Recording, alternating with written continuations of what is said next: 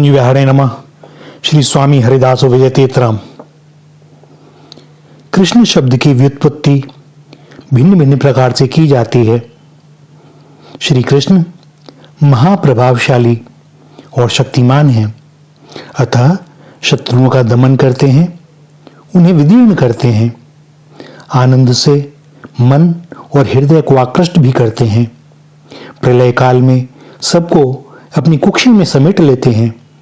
आकृष्ट करने के गुण के कारण वे श्री कृष्ण हैं, रमण करने से राम हैं और सर्वव्यापी होने से विष्णु हैं।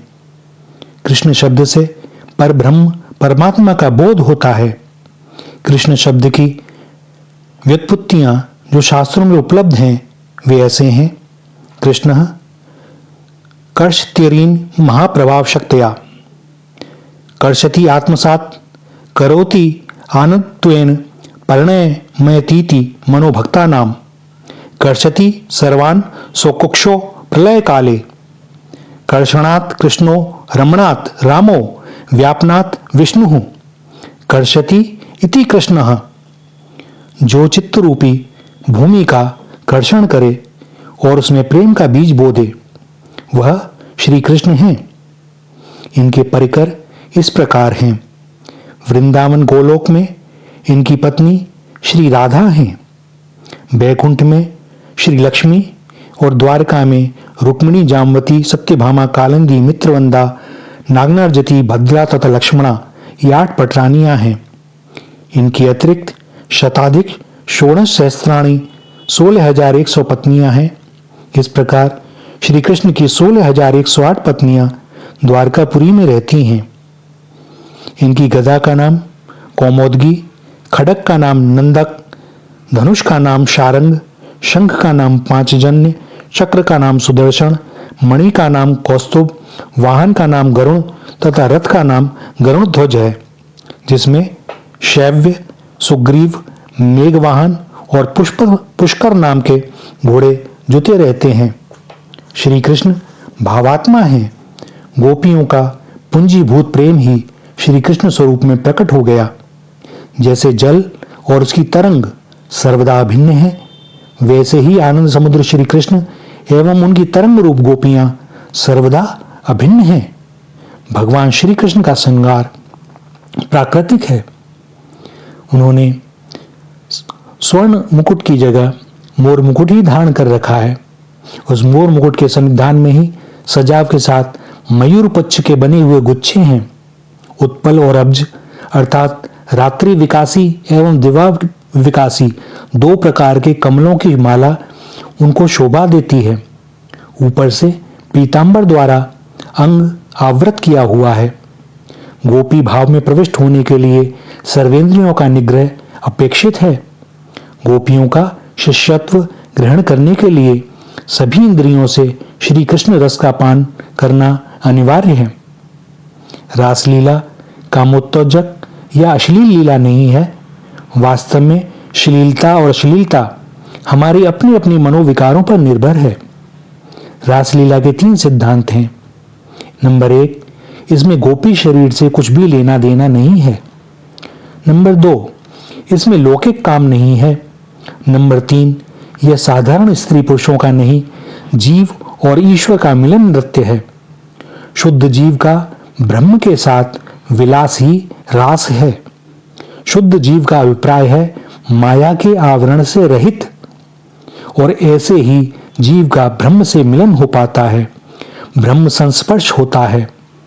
रासलीला कामलीला नहीं है, यह तो काम विजय लीला है। श्री वल्लभाचार्य जी का कथन है कि अनेक नर्तकियों से युक्त नृत्य विशेष ही रास है। बहु नर्तकी युक्तो नृत्य विशेषो रासः। श्री कृष्ण में देह देही, गुण गुणी, रूप रूपी, नाम नामी, लीला तथा लीला पुरुषोत्तम का भेद नहीं है। श्री कृष्ण का एक एक अंग पूर्ण श्री कृष्ण है। श्री कृष्ण का मुखमंडल जैसा पूर्ण श्री कृष्ण है, वैसे ही श्री कृष्ण का पदनख भी पूर्ण श्री कृष्ण ही है। ब्रज और श्री कृष्ण में अनन्योनाश्रय संबंध है। श्री कृष्ण के बिना ब्रज सूना है और ब्रज के बिना श्री कृष्ण। ब्रज शब्द का अर्थ जगत भी है और ब्रह्म भी। ब्रज का नाम लेते ही श्री कृष्ण आंखों के सामने नृत्य करने लगते हैं और श्री कृष्ण का नाम लेते ही ब्रज की भूमि दृष्टिगोचर होने लगती है। मानव जब लक्ष्य भ्रष्ट होता है, जब वह माया के जाल में फंस जाता है, असत में सत को देखना ही माया है। माया के प्रभाव से बड़े बड़े विवेकी भी इस विश्व को वास्तविक मानकर भवाटवी में भटक जाते हैं। जैसे किसी देश का मानचित्र उसका वास्तविक भूखंड नहीं होता, वैसे ही सृष्टि परमात्मा नहीं होती। उनकी लीला के अगणित रूपों को सत्य समझ बैठना, उन्हीं में रम जाना अज्ञानता है।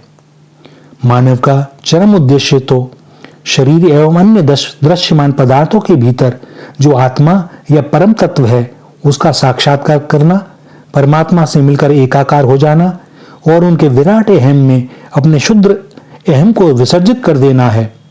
शाश्वत वस्तु तो भगवान का नाम और उनकी लीला कथा ही है, जिसका श्रवण मनन मानव जीवन की भव्य यात्रा का पाथेय है। भगवत कथा में जो अमृत है वह देवताओं के अमृत से श्रेष्ठ है, क्योंकि यह अमृत इस धरा पर ही हमें प्राप्त है। देवों को भी इस अमृत का पान करने के लिए धरा पर ही आना होता है। जैसे भगवान में संपूर्ण ऐश्वर्य, संपूर्ण धर्म, संपूर्ण यश, संपूर्ण श्री, संपूर्ण ज्ञान और संपूर्ण वैराग्य है। ऐश्वर्यस्य समृद्धस्य धर्मस्य यशः श्रियः ज्ञान वैराग्य योश्चैव शरणां भग इति रणा। वैसे ही भगवत कथा में 6 विशेषताएं हैं, जैसा कि भागवत में वर्णन किया गया है। तव कथामृतम तप्त जीवनम कविभिरीडितम कल्मषापहम श्रवण मंगलम श्रीमदाततम भुवि ग्रहन्ति ते भूरिदा जना। अर्थात भगवान की कथा अमृत स्वरूप है। विरह से सताए हुए लोगों के लिए तो जीवन सर्वस्व ही है। यह सारे पाप ताप को मिटाती है। इसके श्रवण मात्र से मंगल होता है। अतएव यह परम सुंदर और परम विस्तृत है। सब प्रकार की अनुकूलता का संकल्प और प्रतिकूलता का त्याग, अर्थात जो भगवान को रुचिकर ना हो उसे छोड़ देना, भगवान अवश्य संरक्षण करेंगे ऐसा दृढ़ विश्वास, गोप्ता रूप में भगवान का ही वर्ण, अपने आप को श्री हरि के श्री चरणों में समर्पित कर देना, अपने आप में दैन्याभिव्यक्ति, अपने में अपकर्षण का चिंतन, इस प्रकार जीव जब पूर्ण रूप से अपना पारतंत्र व्यक्त करता है तब शरणागति का अभीष्ट प्राप्त होता है। ऐसी स्थिति में भक्त भोग्य होता है और उसमें भोक्ता रूप भगवान का रमण होता है। अनुकूलस्य संकल्पः प्रतिकूल विसर्जनम रक्ष्यतीति विश्वासः गोत्रत्व वर्णम तथा आत्म निक्षेप कापर्णे क्षण विद्या शरणागति। तो फिर क्या होता है? बैन वही उनको गुण गाए और कान वही उन बैन सो सानी, हाथ वही उन गात सरे और पाए वही जो वही अनुजानी, जान वही उन प्राण के संग और मान वही जो करे मन मानी, क्यों रस खानी वही रस खानी, जो है रस खानी सो है रस खानी। श्री राधा श्री राधा श्री राधा।